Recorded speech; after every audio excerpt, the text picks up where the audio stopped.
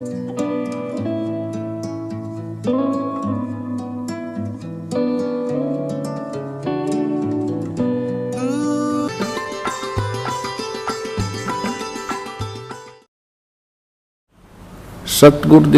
की जय। बंदी छोड़ कबीर परमेश्वर जी की जय। बंदी छोड़ गरीबदास जी महाराज जी की जय। स्वामी राम देवानंद जी गुरु महाराज जी की जय हो।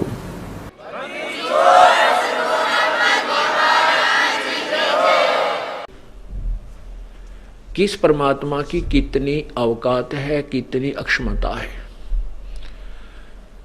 तो क्या बताते हैं गीता जी अध्याय नंबर 7 के और मंत्र 12 से लेकर 15 तक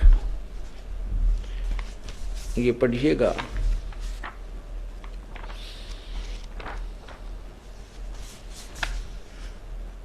श्रीमद् भगवत गीता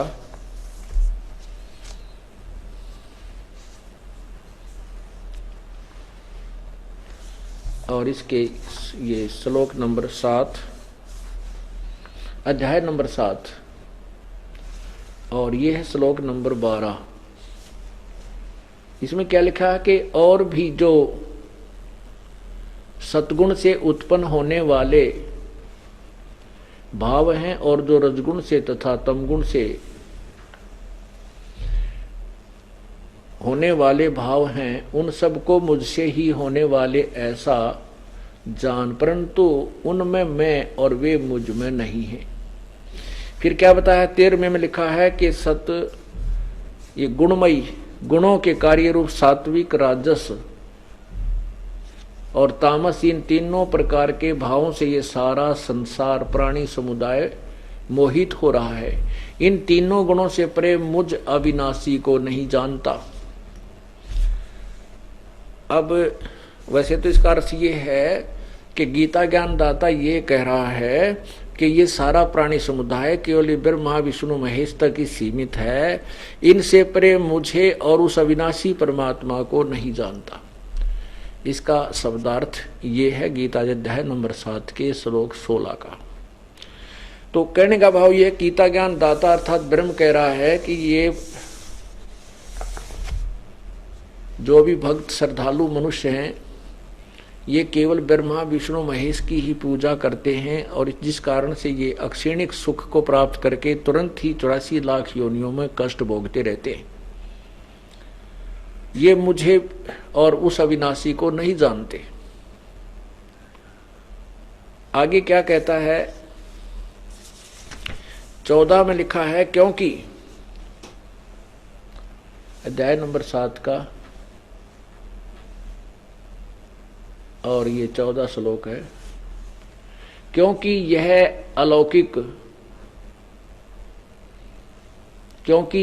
अलौकिक अर्थात अति अद्भुत त्रिगुणमयी मेरी माया, रजगुण ब्रह्मा सतगुण विष्णु तमगुण शिव जी द्वारा फैलाया गया जाल बड़ी दुस्तर है, परंतु बड़ी खतरनाक है। परंतु जो पुरुष केवल मुझको ही निरंतर भजते हैं, वे इस माया को उल्लंघन करते हैं अर्थात संसार से तर जाते हैं। यानी जो कहने का भाव ये है कि जो इन तीनों गुण रूपी, कहने का भाव ये है कि ये तीनों गुणों की जो पूजा करते रहते हैं और जो मुझ इनसे ऊपर अगर मेरी जो पूजा करते हैं, जो वेदों अनुसार साधना करते हैं, वो इन तीनों गुणों से ऊपर उठ जाते हैं। अब देखो गीता जी अध्याय नंबर 7 के श्लोक नंबर 12 से लेकर के लास्ट तक 24-25 तक और 29 में 30 तक बिल्कुल स्पष्ट किया है और 8वें अध्याय में फिर स्पष्ट किया है कि मेरे से अतिरिक्त जो परमात्मा है वही पूर्ण मोक्षदायक है। तो इसमें क्या बता रहे हैं कि इन तीनों गुणों से ऊपर जो मुझे भजते हैं तो इनसे ऊपर उठ जाते हैं।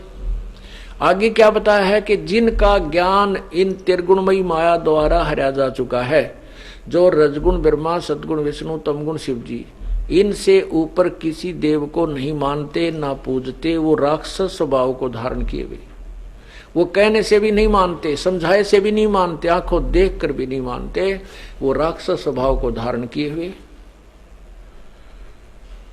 दूषित कर्म करने वाले मूर्ख, नीच, राक्षस स्वभाव को धारण किए हुए मूर्ख, दूषित करने वाले ये मनुष्यों में नीच, ये मुझको भी नहीं बचते। कहते ये ब्रह्म तक की भी साधना ना करते, नीचे के देवताओं में उलझे रहते हैं, तीनों गुणों तक ब्रह्मा विष्णु महेश तक इस पूजा में लगे रहते हैं। ये देखिएगा अध्याय नंबर 7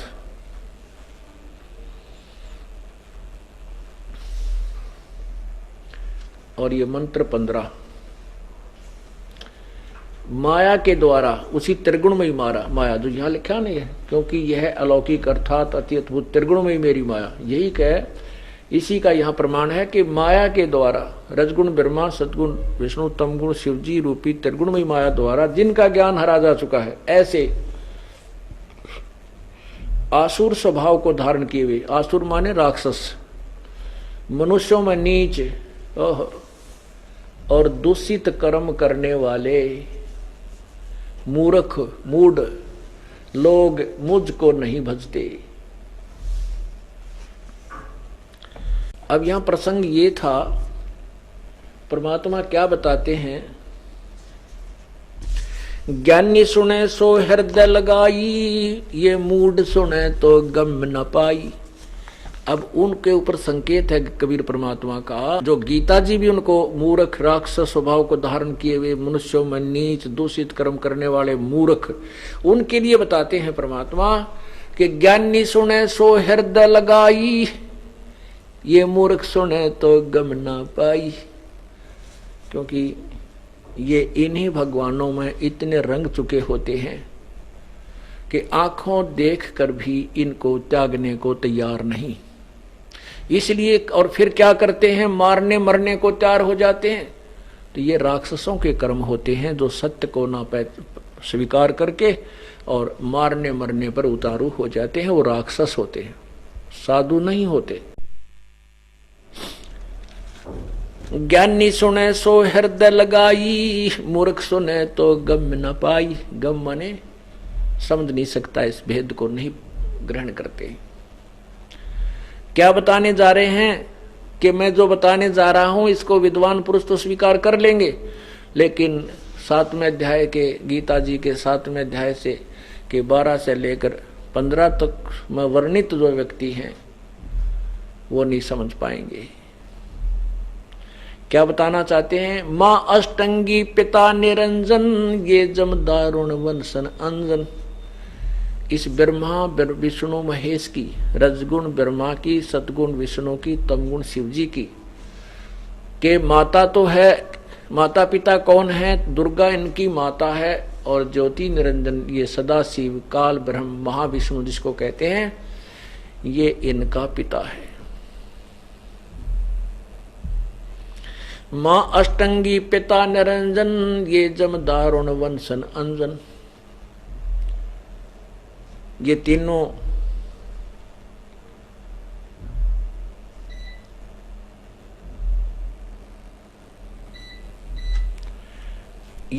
जो है, इनके माता तो अष्टंगी यानी दुर्गा है और पिता ज्योति निरंजन है।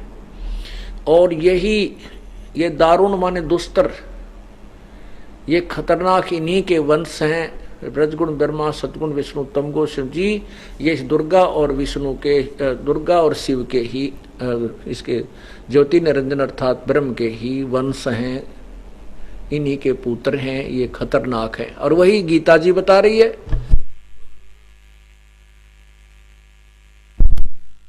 कि ये त्रिगुणमयी मेरी दुस्तर माया बड़ी दुस्तर है, बड़ी खतरनाक है, ये दारुण है। और वही परमात्मा बता रहे हैं कबीर जी कि इनके माता तो अष्टंगी है और पिता ज्योति निरंजन काल है, और ये दारुण वंशन अंजन, ये उसी के निरंजन के अंश हैं, ये खतरनाक हैं। पहले कीन निरंजन राई, पीछे से माया उपजाई। अब सृष्टि रचना के अंदर आता है कि सर्वप्रथम परमात्मा पूर्ण ब्रह्म सतपुरुष कबीर देव। सतपुरुष इसकी उपाधि है। सतपुरुष का अर्थ होता है अविनाशी परमात्मा, और कबीर देव इनका वास्तविक नाम है। ये परमात्मा कबीर देव सर्वप्रथम अनामी लोक में, अकय लोक में रहता था। सबसे पहले केवल एक अकय लोक था। उसके बाद इसी प्रभु ने नीचे के अगमलोक, अलखलोक और एक सत्यलोक, इन 3 लोकों का और निर्माण किया। वो तीनों अविनाशी रूप में उनको स्थापित किया। वहां पर फिर अपने वचन से 16 सतलोक के अंदर उस परमात्मा ने फिर ऊपर से 3 रूप और बनाए अन्य।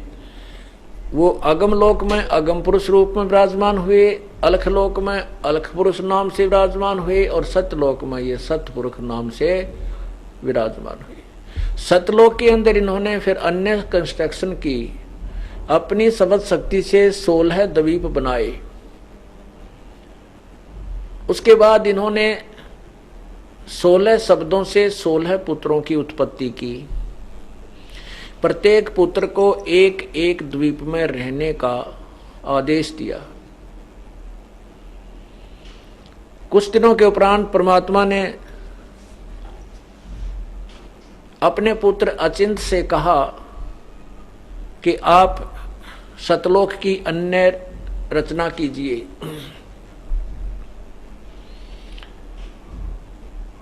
तब अचिंत ने अपनी शब्द शक्ति से इस अक्षर पुरुष अर्थात परब्रह्म की उत्पत्ति की। परब्रह्म जो है ये एक सतलोक में रचे हुए बनाए हुए प्रभु के द्वारा ही एक फिर बाद में सरोवर उत्पन्न किया। उस सरोवर में जाकर के, अमृत सरोवर में जाकर के स्नान करने गया, वहां जाकर के सो गया, विश्राम किया। सतलोक में श्वासों से शरीर नहीं है, इसलिए वहां अविनाशी प्राणी रहते हैं, अविनाशी हंस रहते हैं। बहुत समय तक बाहर नहीं आया, तब पूर्ण परमात्मा ने उसी जल से एक अंडा बनाया अपनी शब्द शक्ति से। उस अंडे में एक आत्मा प्रवेश की, जिस कारण से वो अंडा फिर जल में छोड़ा। गड़गड़ गड़गड़ करता हुआ वो अंडा नीचे गया। उसकी गड़गड़ाहट की आवाज से, शोर से उस परब्रह्म अर्थात अक्षर पुरुष की निंद्रा भंग हो गई। तब परमात्मा ने आकाशवाणी की कि तुम दोनों बाहर आओ।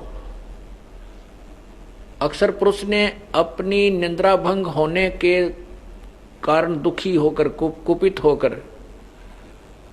अंडे को देखा था, जिस कारण से अंडा फट गया। 2 भाग होते ही उसमें से ज्योति निरंजन निकला। इन दोनों को बाहर बुलाया और कहा कि तुम अचिंत के लोक में रहो, उस द्वीप में रहो। ये तीनों के तीनों एक द्वीप में रहने लगे।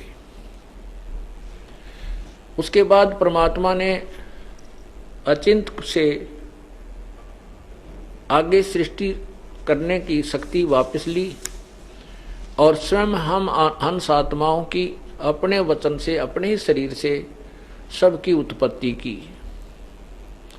वह हमारा मानव सदृश शरीर है, वह हमारा मानव सदृश शरीर था, और शेष जो वहां पर रह रहे हैं उनका भी मानव सदृश शरीर है।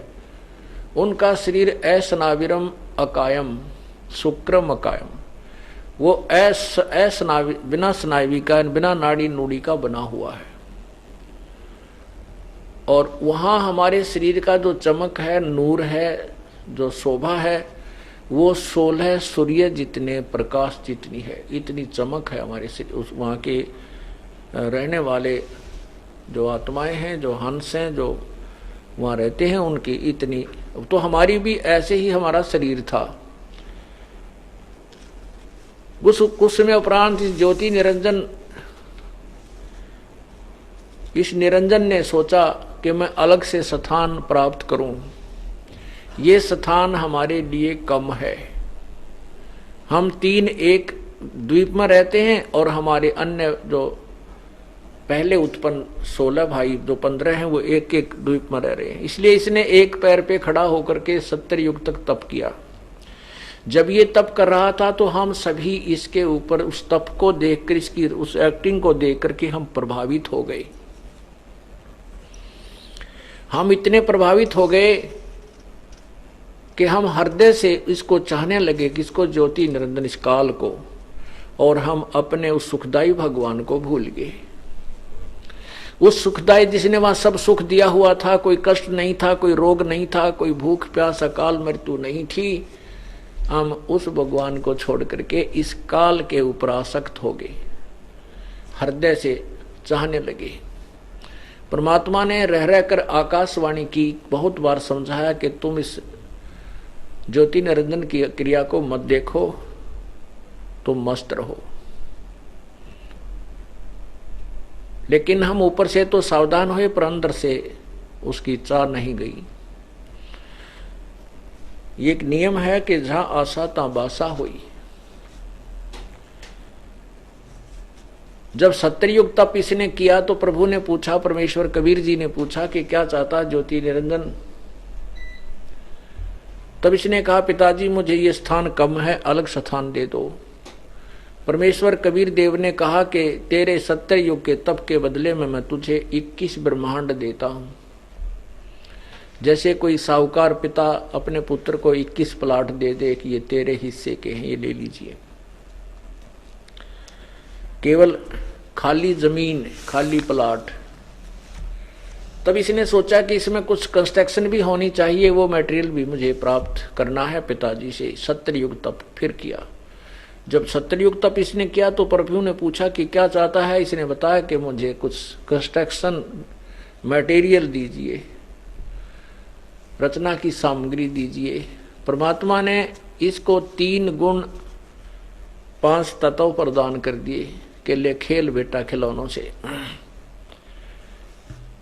उसके बाद इसने 70 युग तप फिर किया कि इसमें छोटे मोटी कंस्ट्रक्शन भी कर लूंगा, तो फिर जीव भी चाहिए, अकेला करूंगा क्या इतने बड़े ब्रह्मांडों में। तो इसने 64 युग तप जब किया दोबारा, तो प्रभु ने पूछा कि क्या चाहता है ज्योति निरंजन?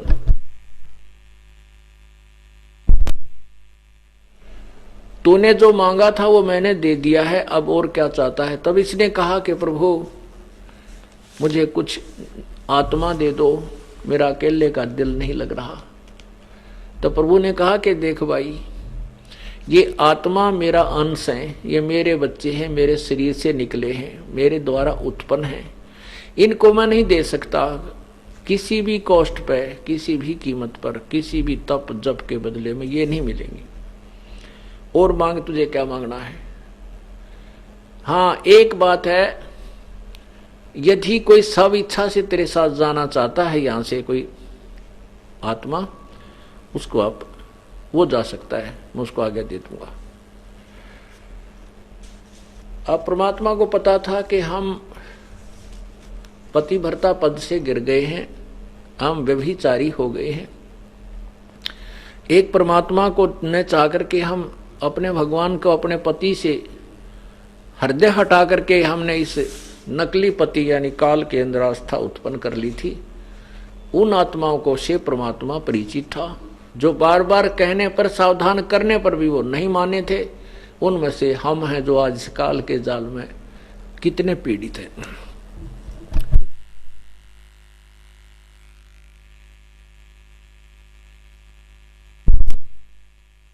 वही सजा हमें यहां मिली हुई है। ये ज्योति निरंजन हमारे पास आया, और जो ही ये हमारे पास आया तो हम चारों तरफ इसके झूम गए और बहुत ही इच्छा से निकट जाकर के इसको देखने लगे। और यही प्रक्रिया, यही नेचर, यही स्वभाव यहाँ हमारे अंदर विद्यमान है, प्रत्यक्ष प्रमाण है। यहाँ हिसार जिले में या यहाँ बरवाला में कोई भी हीरो या हीरोइन, नेता या अभिनेता या अभिनेत्री आ जावे और वहाँ देखो फिर इन बालकों का, बच्चे जो नौजवान हैं, अरीब तक बूढ़े भी घाट ना रह रहे, नरी पिक्चर देखें तो देखो वहां ये परमात्मा वो खड़ा है कम से कम 1 किलोमीटर दूर किसी स्टेज पर, और वहां देखे एडी उठा उठा कर देख रहे, वो खड़ी वो खड़ा, और कुछ लेना एक न देने दो, वहां कुछ मिलना नहीं उनको उनसे। वो अपनी रोजी रोटी के लिए बकवाद चटक मटक करते हैं और हम उनके पीछे फूल बने रहते हैं। ऐसे ही काल के पीछे हम फूल बने, मूर्ख बने। वही स्वभाव हमारे अंदर है। इसने हमें क्या दिया? हमारा ही जूता, हमारा ही शीश। अपनी कमाई कर, जैसे करेगा वैसे भर। बस ये नियम बनाकर यहां छोड़ दिए इसमें लाकर। अब कमाई बने कैसे, मिसगाइड कर दिए, अपने नकली दूत भेज दिए। जैसे आपने विष्णु पुराण में पढ़ा, विष्णु पुराण में लिखा है कि एक समय देवताओं और राक्षसों का युद्ध हो गया और दोनों ही वेदों अनुसार साधना करते थे, ऐसा लिखा है। तो राक्षस जो थे उन्होंने देवताओं को पराजित कर दिया। देवता वहां से रण छोड़कर भाग गए और वो कितने समुद्र के किनारे जाकर के साधना करने लगे। फिर उन्होंने भगवान विष्णु को, सदा शिव को के रूप में, यानी पूर्ण ब्रह्म के रूप में, पर ब्रह्म के रूप में, पता नहीं के रूप में साधना करनी शुरू की। तो ये काल भगवान विष्णु रूप में प्रकट हुआ। उनसे पूछा कि क्या चाहते हो? तो उन्होंने कहा कि भगवान, ये जितने राक्षस लोग हैं ये भी शास्त्र अनुकूल साधना करते हैं, वेदों अनुसार साधना करके हमसे बलिष्ठ हो गए हैं, सिद्धि शक्तियों में ज्यादा हैं, हमारे काबू नहीं आते। हमें ऐसा वर दो कि हम उन राक्षसों पर विजय पावें। तब विष्णु रूप में प्रकट इस काल भगवान ने कहा कि देवताओं तुम चिंता मत करो, इसका प्रबंध मैं करता हूं। तो मैं एक माया मोह नाम का एक व्यक्ति उत्पन्न करता हूं और वो राक्षसों के पास जाएगा। उसको मैंने शक्ति दे दी है शब्द की, और वो उनको शास्त्र अनुकूल साधना से विचलित करके शास्त्र विरुद्ध साधना पर लगा देगा, जिससे वो शक्तिहीन, सिद्धि शक्तिहीन हो जाएंगे और फिर तुम उनको मार डालना। और ऐसा ही हुआ। ज्योति निरंजन ने अपने नकली दूत भेजकर सभी प्राणियों को शास्त्र साधना पर लगा रखा है। ऐसे ही भ्रमित करता है। तो काल भगवान ने जब हमारे पास आया तो हम इसको चाहने लगे। काल भगवान ने कहा, ज्योति निरंजन ने कहा कि क्या तुम मेरे साथ चलोगे? मैंने पिताजी से 21 ब्रह्मांड प्राप्त किए हैं, वहां ऐसे बनाऊंगा, तुम्हें देव बनाऊंगा, ऐसे बनाऊंगा हैं, और वहां पर ऐसे बाग बगीचे, झरने होंगे बड़े सुंदर, वहां पर दूधों की नदी चला करेंगी स्वर्ग में।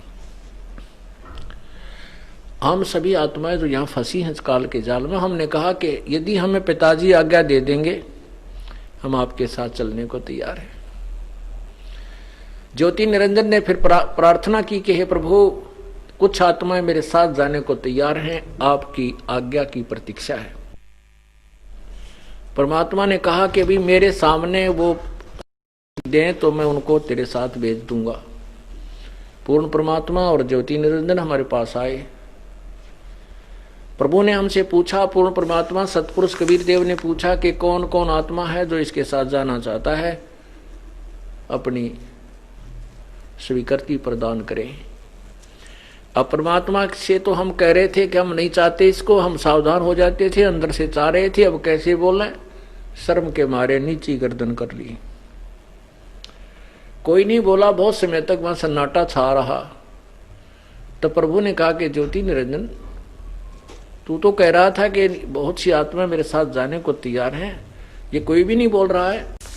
तो उसी समय एक आत्मा ने हिम्मत किया, हौसला किया, खड़ा हुआ और खड़ा होकर के कहा कि मैं इनके साथ, ज्योति निरंजन के साथ जाना चाहता हूं। उसके खड़ा होते फिर शर्म सी टूट गई। हमने सोची कदे ये अकेला ही वहां कुछ लूटना जा, सारे लूटना, सारे सुख को, आनंद को, और तुम पीछे रह जाओ। फिर हम सभी ने खड़ा होकर के दोनों हाथ ऊपर कर दिए। परमात्मा ने कहा ठीक है भाई, जितनी भी आत्मा तेरे साथ जाना चाहती हैं, इनको मैंने अपने कंप्यूटर में फीड कर लिया, अर्थात इनसे मैं परिचित हो गया हूं कि ये तेरे साथ जाना चाहते हैं, तो मैं इनको तेरे पास भेज दूंगा। ऐसे तो लापड़दा ठीक नहीं लगेगा, मैं अपनी विधि से भेजूंगा। और जाइए, काल अपने 21 ब्रह्मांडों में जो ये सतलोक में ही थे वहीं आ गया। उधर से परमात्मा ने, जिस आत्मा ने सबसे पहले स्वीकृति दी थी काल के साथ आने की, उसका लड़की बना दिया, युवा लड़की, माया का शरीर उसके ऊपर चढ़ा दिया कवर। लेकिन परमात्मा ने उसको प्रजनन इंद्री नहीं लगाई थी, काल की अंतिम नीचता देखने के लिए। बाकी पूर्ण रूप से युवा लड़की बनाई और उसके अंदर शब्द शक्ति से सभी आत्माओं को प्रवेश कर दिया और उससे कहा कि बेटी, मैंने तेरे को शब्द शक्ति प्रदान कर दी है और सभी आत्माएं जो उसके साथ जाना चाहती थी निरंजन ज्योति निरंजन के साथ, वो तेरे अंदर प्रवेश करती हैं और आप वचन से जितो भी बोलोगे उतने ही नर और मादा उत्पन्न हो जाएंगे।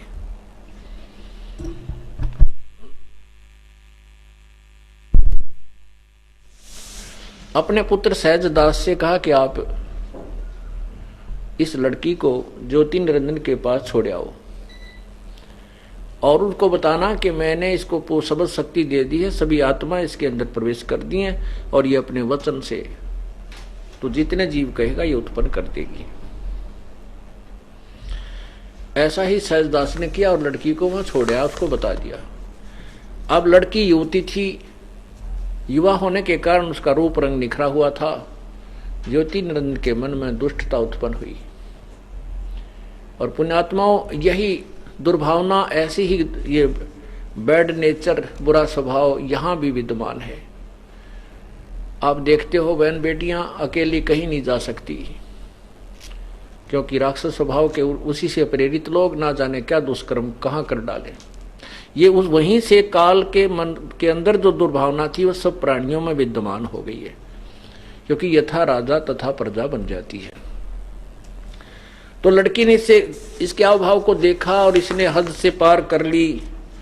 जब अष्टंगी ने कहा कि ज्योति निरंजन तू होश में आ, परमात्मा ने मेरे को शब्द शक्ति दी है और जितने जीव तू कहेगा मैं उत्पन्न कर दूंगी, ये जुल्म मत कर, तू मेरा बड़ा भाई, क्योंकि आप पहले अंडे से उत्पन्न हुए और मैं तेरी बहन हूं।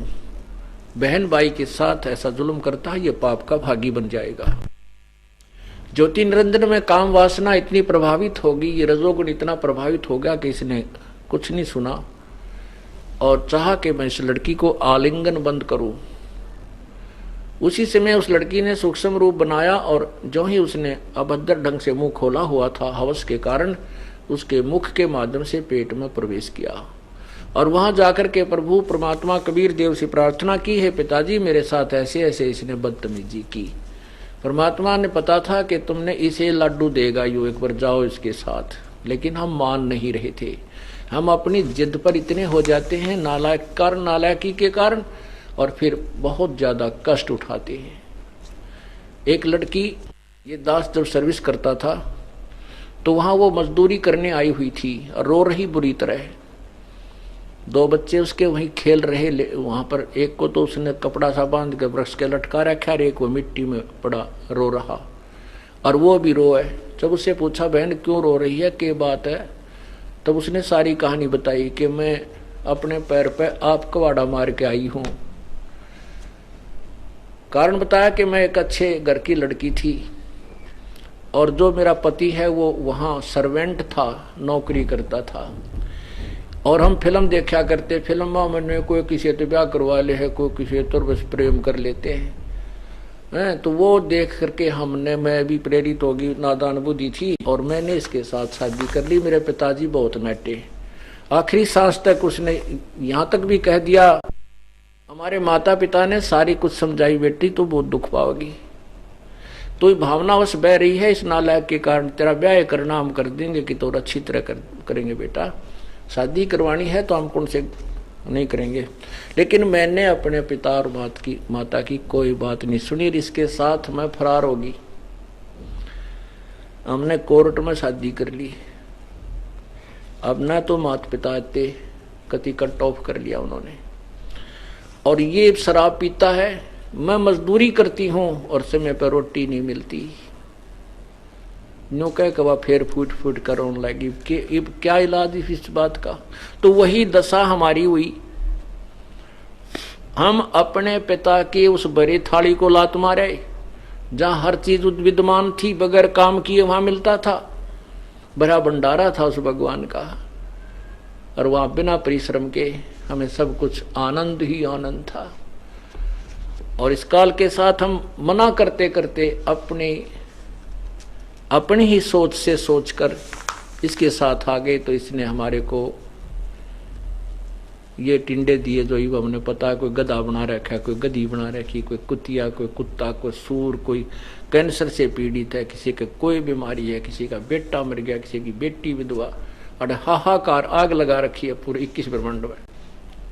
तब परमात्मा ने वहां से, पूर्ण परमेश्वर वहां से अपने लोक यानी अपने स्थान से, अपने निज राजधानी से वहां 21 ब्रह्मांडों में आया, जो कि 21 ब्रह्मांड सतलोक में एक कोने में दे रखे थे इसको, और कहा ज्योति निरंजन सुन ले, आज से तेरे को ये बीमारी लगी, 1.25 लाख व्यक्ति मनुष्य जीवधारी शरीरधारी जीव उत्पन्न करा करेगा और 1 लाख का नित आहार करेगा। लड़की को उसके पेट से निकाल दिया और कहा कि तुम भाग जाओ यहाँ से, 21 ब्रह्मांड लेकर के, तुम यहाँ भी रहने योग्य नहीं हो, तूने यहाँ भी ऐसा जुल्म कर दिया। और लड़की ने से कहा कि तुमने जो अपने पैर पे कुहाड़ा मारा, इसका दंड भोगो, जाई बाग। अभी क्या, अभी तो इसका जो है ना स्टार्ट है, ये तेरे साथ जो जुल्म किया है तो इसका स्टार्ट है, अभी तो इस जुल्म का सूर्य उदय हो रहा है, आगे देखना क्या करेगा। तो 21 ब्रह्मांड समेत वहां से हमें धक्का दे दिया परमात्मा ने। वहां से ये काल के 21 ब्रह्मांड 16 शंख कोश की दूरी पर आकर के सतलोक से आकर के रुक गए। एक कोश 3-3.25 किलोमीटर का होता है। तो हम इतनी दूर आकर के ये 21 ब्रह्मांड अपने आप घूमने लग गए। अब ज्योति निरंजन ने कहा कि दुर्गा के साथ वही दुष्कर्म फिर करना चाहा। दुर्गा ने कहा कि तू मेरा कुछ ध्यान कर ले ज्योति निरंजन, मैं एक तो पहले तो तू मेरा बड़ा भाई, मैं तेरी छोटी बहन, क्योंकि तू पहले अंडे से उत्पन्न हुआ, उसके बाद हमारी जीव आत्मा रूप में हमारी उत्पत्ति उसी पिता से हुई। अब मैं तेरे पेट से बाहर निकल के आई हूं तो मैं तेरी बेटी होगी। यानी उस लड़की ने उसको हर शर्मिंदगी यानी हर प्रकार से कोशिश की कि अपनी इज्जत की रक्षा करूं, लेकिन नहीं माना। उसने अपने नाखूनों से, नख से प्रजनन इंद्रिय यानी भग बनाया और लड़की से जबरदस्ती शादी करके 3 पुत्रों की उत्पत्ति की। अब इस श्लोक को, इस सेंटेंस को क्लियर करने के लिए यहां तक की कथा आपको सुनानी पड़ी। मां अष्टंगी पिता निरंजन, ये दम जारुण वंशन अंजन। पहले कीन निरंजन राई, पीछे से माया उपजाई। पहले ज्योति निरंजन की उत्पत्ति की अंडे में, और पीछे से दुर्गा की उत्पत्ति की। उस आत्मा को लड़की अष्टंगी बनाया, दुर्गा बनाया, जिसने सर्वप्रथम इस काल के साथ आने की सहमति व्यक्त की थी। पहले मां अष्टंगी पिता निरंजन, ये जम दारुण वंशन अंजन। पहले कीन निरंजन राई, और पीछे से या दुर्गा उपजाई। माया रूप देख अति शोभा, देव निरंजन तन मन लोभा। दुर्गा का सुंदर रूप देख के इस काल का जो है काल इस पर आसक्त हो गया। काम देव धर्मराय सताए, देवी को तुरंत धर खाए। इस काल के अंदर ये विषय वासना रजोगुण इतना प्रभावित हो गया कि इसने दुर्गा के साथ दुष्व्यवहार करना चाहा, तो दुर्गा इसके पेट में चली गई, अर्थात इसने उस देवी को खा लिया। पेट से देवी करी पुकारा, हे साहेब मेरा करो उभारा। हे भगवान मुझे बचाओ। टेर सुनी तब हम ता आए, अष्टंगी का बंध छुड़वाए। काल के पेट से बाहर निकाली, बंधन छुड़वाया। सतलोक में कीन्हा दुराचारी, काल निरंजन दीना नकारी। सतलोक के अंदर इन्होंने दुराचार किया, इसलिए काल को वहां से सतलोक से निकाल दिया। माया समेत दिया भगाई, 16 शंख कोस दूरी पर आई।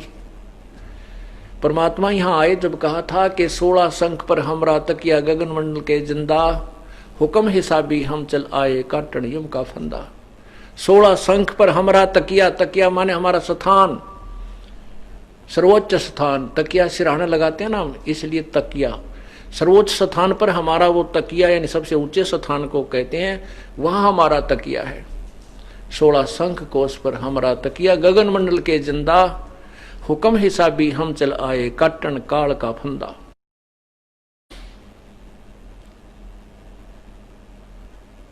माया समेत दिया भगाई, 16 शंख कोस दूरी पर आए। अष्टंगी और काल अब दोई ही, बंद कर्म से गए बिगोई। अब ये काल और दुर्गा जिन दोनों ने बुरा काम किया, क्यों हमने बुरा किया, अपने भगवान अपने पति भर्ता पद से गिरे। हमने तो ये मंद कर्म किया कि हम अपने पति भर्ता पद से गिर के काल पर आसक्त हुए। और दुर्गा ने और कमाल किया कि पिता के सामने भी हिम्मत की सर्वप्रथम। उसके बाद फिर हम भी डूब गए, डूबते रहे थे, एक के कुएं में गिरने की इंतजार देखा थे, बेड की तरह सारे छलांग लगा गए। तो क्या कहते हैं, माया समेत दिया भगाई, अष्टंगी और काल अब दोई, मंद कर्म से गए बिगोई। बिगोई माने विनाश को प्राप्त हुए, बर्बाद हुए, कष्ट को प्राप्त हुए। धर्मराय को हिकमत कीना, नखरेखा से भग कर लीना। पुण्यात्मा, इस काल को धर्मराय भी कहा जाता है कि यहाँ का यो न्यायाधीश भी है। और न्याय नाम की चीज नहीं कहीं पर भी 21 ब्रह्मांड में। निरंजन धन तेरा दरबार, जहां तनिक नहीं न्याय विचार, और न्यायाधीश कहलाता है। इसलिए धर्मराय कहा है। धर्मराय माने धर्म, जैसे न्यायाधीश को धर्मराज यानी धर्मराय, ऐसे न्यायाधीश की सर्वोच्च न्यायाधीश भी यही है। धर्मराय को हिकमत कीना, ऐसी क्रिया की कि नख रेखा से भग कर लेना, अपने नाखनों से स्त्री प्रजनन इंद्री बना ली। धर्मराय की ने भोग विलासा, माया को रही तब आशा। दुर्गा प्रेग्नेंट हो गई। 3 पुत्र अष्टंगी जाए, ब्रह्मा विष्णु शिव नाम धराए। 3 पुत्र इस दुर्गा ने उत्पन्न किए और इनके ब्रह्मा विष्णु और शिव जी नाम रखे गए। 3 देव विस्तार चलावे, इनमें यो जग धोखा खावे। ये तीनों देव इस काल के, तीनों देवता रजगुण ब्रह्मा सतगुण विष्णु तमगुण शिव जी, इस काल के विस्तार को इनको चला रहे हैं। इसकी सतिथि, ये उत्पत्ति, सतिथि और संहार, ये व्यवस्था इसकी बनाए हुए हैं। और इन्हीं के अंदर, इन्हीं की पूजाओं में ये संसार धोखा खा रहा है, इन्हीं को भगवान मान रहा है। पुरुष गम कैसे कोई पावे, काल निरंजन जग फरमावे। पुरुष माने परमात्मा, पूर्ण भगवान की महिमा, गम्य माने जानकारी कैसे प्राप्त कर सकता है प्राणी, क्योंकि ये काल भगवान सबको भ्रमित कर रहा है, मिसगाइड कर रहा है। अपने झूठे संत ऋषि महर्षि भेज कर वो अज्ञानियों से और अज्ञान प्रचार करा देता है, भ्रमित करा देता है, दिशा से दूर कर देता है। 3 लोक अपने सुत दीना, सुन निरंजन बासा लीना। 3 पुत्र, 3 लोक। अब जैसे ये पृथ्वी लोक, पाताल लोक और ऊपर स्वर्ग लोक, ये तीनों अपने पुत्रों को दे दिया जहां इसकी आहार तैयार होता है। और सुन ऊपर, सबसे ऊपर वोकम, सुन माने जहां कोई नहीं स्थान, निर्जन, केवल यही रहता वहां पर। वहां सुन शिखर में धर्म अन्यायी, जिन शक्ति डायण मैल पठाई। ये काल स्वयं वहां रहता है, नीचे दुर्गा को भेजकर फिर यहाँ का कंट्रोल वही करवाता है। तीन लोग अपने सुत दीना, सोन निरंजन बासा कीना। अपने पुत्रों को देकर के तीनों लोगों को स्वयं ये ऊपर रहता है। जैसे गीता जी के 7वें अध्याय के 12वें श्लोक में कहा कि इन तीनों गुणों से जो हो रहा है वो मैं ही उसका निमित्त हूं, मैं इनमें नहीं, ये मुझ में नहीं। अलख निरंजन सुन ठिकाना, ब्रह्मा विष्णु शिव भेद न जाना। होय होय। आपने देवी पुराण में पढ़ा कि विष्णु जी समाधि लगा रहे हैं, 12,000 वर्ष तक समाधि लगाई। और विष्णु पुराण में भी लिखा है कि भगवान विष्णु ने 12,000 वर्ष तक समाधि लगाई, लेकिन भगवान नहीं मिला। तो ये तीनों देवताओं ने भी अपने पिताजी के दर्शन करने का प्रयत्न किया, अपनी जो वेदों वर्णित विधि से कोशिश की, परंतु ये काल भगवान को भी नहीं प्राप्त कर सके, क्योंकि वेदों में वर्णित विधि से परमात्मा प्राप्ति नहीं हो सकती।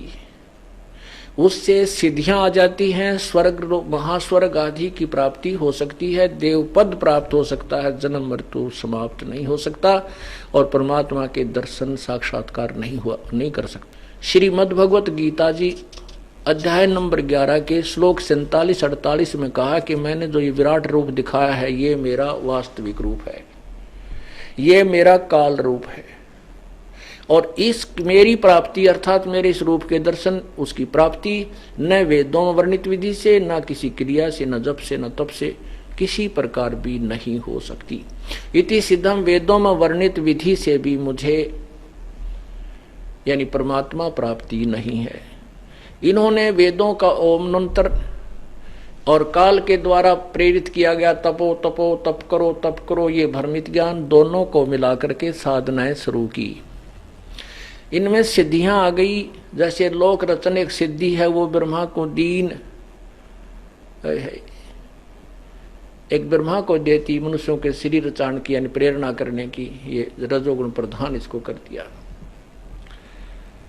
तो ये सिद्धियां प्राप्त हो जाती हैं, प्रभु प्राप्ति नहीं होती। तो इस प्रकार शिव जी ने भी काफी वर्षों तक साधना की, ब्रह्मा ने भी साधना की, भगवान नहीं मिला। आखिर में इन्होंने अपनी ही सोच थ्योरी बना दी कि परमात्मा निराकार है, उसका कोई आकार नहीं, और वेदों में लिखे ज्ञान से सिर्फ ये कह दिया कि उसका प्रकाश देखा जा सकता है। अरे भगवान बिना प्रकाश कैसा? जैसे कोई कहे सूर्य निराकार है, सूर्य का प्रकाश ही देखा जा सकता है, सूर्य तो है ही नहीं, वो दिखाई देता ही नहीं, तो वो ब्लाइंड है, उनको ज्ञान वाली आंखें नहीं हैं, वो अंधे हैं, जो रॉन्ग स्टेटमेंट बता रहे हैं। सुनी सुनाई वो भी अंधों से ही सुनी हुई। यदि आंखों वाला बताता, तत्वदर्शी संत बताता, तो ये नहीं कहता कि परमात्मा का प्रकाश ही देखा जा सकता है, परमात्मा निराकार है। नहीं, सूर्य के बिना प्रकाश किस चीज का हो सकता है? किसी का नहीं। जो प्रकाश, जैसे ही हम शेड में बैठे हैं, हमें बाहर प्रकाश नजर आ रहा है, अब हम कहें कि प्रकाश दिखाई देता है सूर्य का, लेकिन सूर्य निराकार है, वो दिखती ही नहीं, क्या ये स्टेटमेंट ठीक हो सकती है?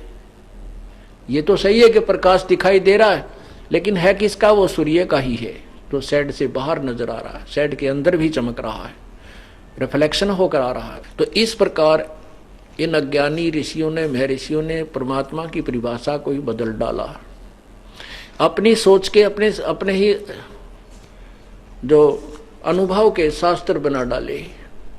तो हम जो अनुयायी थे, श्रद्धालु थे, उन्होंने वेद और गीता को पढ़ने की, जानने की चेष्टा नहीं की, उनके द्वारा दी गए अपने अनुभव को ही फाइनल मानकर आश्रित हो गए। ये काल जो है सब जीवों को भ्रमित कर रहा है।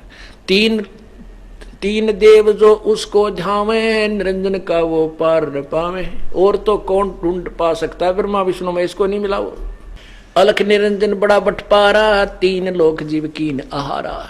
बटपार माने ठग, धोखेबाज। ये ज्योति निरंजन, अलख निरंजन जिसको कहते हो, जो दिखता कौन है? अलख माने जो दिखाई नहीं दे, निराकार, जिसे तुम निराकार निरंजन कहते हो, अलख निरंजन कहते हो, वो बड़ा ठग है, और तीन लोक के जीवों को वो खा रहा है। अलख निरंजन बड़ा बटपारा, तीन लोक जीव करत आहारा। ब्रह्मा विष्णु शिव नहीं बचाए, सकल खाए पुन धूर उड़ाए। ब्रह्मा विष्णु महेश को भी नहीं बख्शता, इनको भी खाता है। ओए होए, इनको भी खाता है। जैसे ब्रह्मा जी की आयु, ब्रह्मा जी की आयु, रजगुण ब्रह्मा की आयु है कि 1008 चतुर्युग का दिन और इतनी ही रात्रि। हम इसको 1000 चतुर्युग मानकर चलते हैं लमसम। तो 2000 चतुर्युग के दिन और रात हो गए। ऐसे 30 दिन का एक महीना और 12 महीने का एक वर्ष, ऐसे 100 वर्षों की, ये दिव्य वर्ष कहो, ऐसे 100 वर्षों की श्री ब्रह्मा जी की आयु है। ये मरेगा। 51वां वर्ष ब्रह्मा जी का चल रहा है, ये 50 वर्ष पूरे कर चुका है, 51 भी पूरे होंगे, ये मरेगा, मृत्यु होगी। इसके बाद 7 ब्रह्मा की मृत्यु के बाद वर्तमान विष्णु की मृत्यु होगी। इस ब्रह्मा की मृत्यु के तुरंत बाद एक अन्य ब्रह्मा ये काल तैयार रखेगा अपनी दुर्गा से उत्पन्न करके, और उसको यहाँ उसी पद पर विराजमान कर देगा। 7 विष्णु की मृत्यु के उपरांत एक ये शंकर शिव मरेगा। इसलिए तीनों की मृत्यु होगी।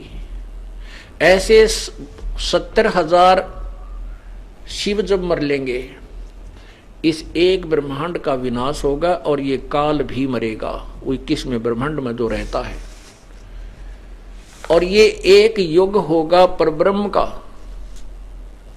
ऐसे 1000 युग, ऐसे 1000 युग का परब्रह्म का दिन, इतनी ही रात्रि होगी। और ऐसे ही 30 दिन रात का एक महीना, 12 महीने का एक वर्ष और 100 वर्ष की उस परब्रह्म की आयु है, उसकी भी मृत्यु होगी। पूर्ण परमात्मा सतपुरुष अजरो अमर है। वो वास्तव में अविनाशी पुरुष है, जो गीता जी अध्याय नंबर 15 के श्लोक 16 और 17 में प्रमाणित किया है कि क्षर पुरुष और अक्षर पुरुष। क्षर पुरुष ये ज्योति निरंजन ब्रह्म है और अक्षर पुरुष ये परब्रह्म है। ये इनके प्राणी और ये सभी नाशवान है, आत्मा नहीं मरती। 17वें श्लोक में कहा है कि वास्तव में उत्तम पुरुष है तो अन्य, इन दोनों से भी कोई और पुरुषोत्तम है जो परमात्मा कहलाता है। परमात्मा इति उदाहरते। और यह लोक त्रयम् अविश्य विभर्ति अव्यय ईश्वर है, जो इन तीनों लोकों में प्रवेश करके सबका धारण पोषण करता है, जो संसार उल्टे लटके हुए संसार रूपी वृक्ष की जो जड़ है, मूल है, रूट है, वो वास्तव में अविनाशी है, वो तो कोई और है, इन दोनों से न्यारा है। तो यहां क्या बताते हैं, ब्रह्मा विष्णु शिव नहीं बचाए, सकल खाए पुन धूर उड़ाए। तिनके सुत हैं तीनों देवा, अंधर जीव करते हैं सेवा। सेवा माने पूजा। कि इस काल के 3 पुत्र हैं, ब्रह्मा विष्णु महेश। ये अंधे ज्ञानहीन व्यक्ति इन्हीं की पूजा करते हैं। यही परमात्मा पूर्ण ब्रह्म कह रहे हैं और यही ज्योति निरंजन काल ब्रह्म कह रहा है गीता जी के अध्याय नंबर 7 के श्लोक 12 से 15 में।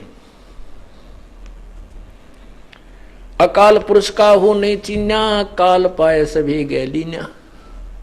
अकाल उस पूर्ण परमात्मा की पूजा किसी ने नहीं की और उस काल को सभी ने स्वीकार कर रखा है। ब्रह्म काल सकल जग जाने, आदि ब्रह्म को ना पहचाने। 3 देव और अवतारा, ताको भजे सकल संसारा। ये तीनों देवता ब्रह्मा विष्णु महेश, और इन्हीं के द्वारा इन्हीं के अवतारों को राम कृष्ण आदि को सब संसार भज रहा है, पूज रहा है, इन्हीं की पूजा करता है। 3 गुणों का ये विस्तारा, धर्मदास मैं कहूं पुकारा। अब 3 गुण मालिक ने वही वर्णन दे दिया। 3 गुण, रजगुण ब्रह्मा, सदगुण विष्णु, तम गुण शिव जी। 3 गुणों की भक्ति में ये भूल पड़ो संसार। 3 गुणों की भक्ति में, रजगुण ब्रह्मा, सदगुण विष्णु, तम गुण शिव जी की भक्ति में, 3 गुणों की भक्ति में ये भूल पड़ो संसार। कहे कबीर निज नाम बिना, कैसे उतरे पार। अब 3 गुणों की भक्ति में ये भूल रहा संसार है। ओए होए। और कहे कबीर 3 गुणों इन तीनों भगवानों की पूजा में संसार उलझ पुलझ हो रहा है। अब जो ऋषि महर्षियों की व्याख्या आप देख लो, शिव पुराण, विष्णु पुराण, देव देवी पुराण, सारे पुराण आपके पास रखे हैं, हिंदी अनुवादित हैं। ठीक है, इन्होंने थोड़ा बहुत फेरबदल किया है तो भी सच्चाई नहीं छुप सकी, नहीं छुपा सके। परमात्मा कहते हैं चोर चुराई तुमड़ी और गाड्डे पानी माँ, वो गाड्डे व ऊपर आवे नो सच्चाई छनी ना। तुम्बा होता ना, तुम्बा, वो सूखने के बाद बिल्कुल हल्का फुल्का हो जाता है, उसके ये अखतारे वगैरह बनाए जाते हैं पुराने समय में, इसी से बना। तो उसको तुम्बे को, उसमें खाली स्थान हवा होती है नीचे, उसने पानी में कितना नीचे छोड़ा हो, उसमें सुराख ना हो, तो नीचे छोड़ के आएंगे तो तुरंत ऊपर आ जाएगा। तो कहते हैं चोर चुराई तुमड़ी और गाड्डा पानी में, वह गाड्डा वहां फिर ऊपर आ जा। तो इन्होंने कोशिश की अज्ञान अनुवाद करते समय सदग्रंथों में उलट पुलट करने की, लेकिन कहाँ तक छुपा सकते थे। वो सच्चाई छनी ना, वो सच्चाई छुपी नहीं रह सकी, वो आज हमारे समक्ष विद्यमान है। उन्हीं के द्वारा अनुवादित में ही बहुत कुछ सच्चाई है। और यथार्थ अनुवाद इस दास ने किया है गीता जी का, उसको पढ़ को देखो, गहरी नजर गीता में, आप समझ जाओगे कि सचमुच आज तक हमें कुछ भी ज्ञान नहीं था। हम भक्ति भी कर रहे थे, वो शास्त्र विरुद्ध थी। गीता जी अध्याय नंबर 16 के मंत्र 23 में कहा कि शास्त्र विधि को त्याग कर जो मनमानी पूजाएं करते हैं, आचरण करते हैं, उनको कोई लाभ नहीं होता, ना सिद्धि होती, ना सुख होता, ना उनकी गति होती। और तीन ही वस्तु के लिए हम परमात्मा की साधना उपासना किया करते हैं। सत सही